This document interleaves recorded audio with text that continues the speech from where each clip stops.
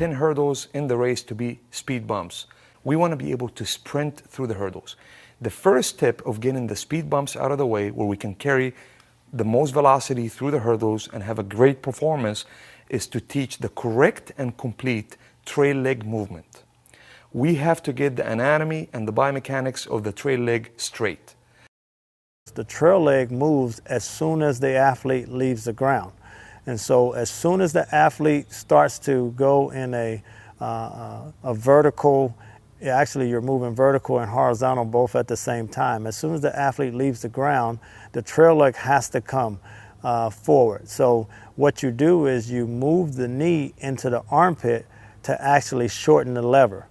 You don't want to have a long trail leg keeping it open, because one, you're going to hit the barrier, and then two, it's going to be really, really slow. And so the object is to move the trail leg as soon as you leave the ground to shorten the lever of it by moving the knee into the armpit, keeping the foot turned out so it doesn't crash into the hurdle, and then you actually try to put the trail leg down right underneath the center of mass so it projects you forward.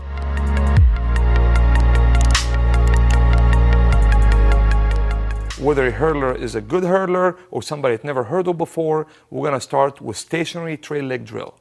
We're going to put the hurdle about 2 feet away from a fence or a wall, have the hurdler lean forward, putting their feet together about halfway, standing halfway through the hurdle base, and going through a 4-count stationary trail leg drill.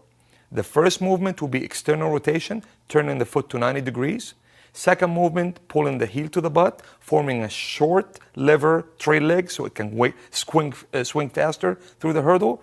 The third count is pulling the knee to the armpit and thigh to the chest, then pushing down. The fourth count to pushing down the foot, back down and back to the ground. Because we want to teach the hurdlers, as they're coming through the hurdle, bring the thigh to 12 o'clock, then push down and back to be able to re-accelerate.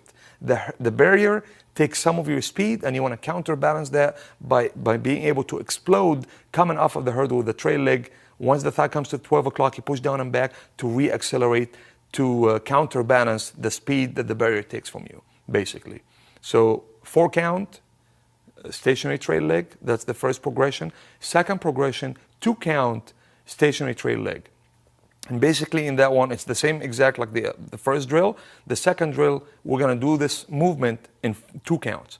Count number 1, 90 degrees external rotation with the foot. Count number 2, pull the trail leg, heel to the butt, knee high through the armpit, thigh to the chest, and put the foot down in 1 movement.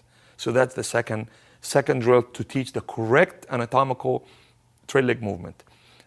Our third drill will be walking through the hands. Hurdlers will be touching the hurdle with their hands, with their fingertips, and they're going to get their lead leg up through the hurdle, having a little forward lean, and pulling the trail leg. The foot will turn to 90 degrees external rotation, heel to the butt, knee high through the armpit. That drill forced them to get the knee through the armpit. They cannot flick their knee, and bringing the thigh to 12 o'clock.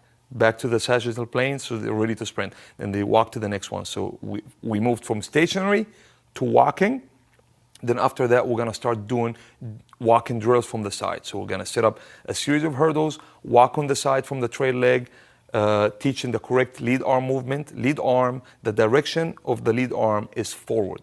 We don't want the hand of the lead arm to go across the sternum. So the direction of the lead arm is at the direction of travel. We're traveling forward, so the lead hand will go forward. You want to punch it forward, straight forward, not across the body, and rip it back as you're pulling the trail leg forward with the knee meets the wrist, as the arm is going back and the thigh is coming forward.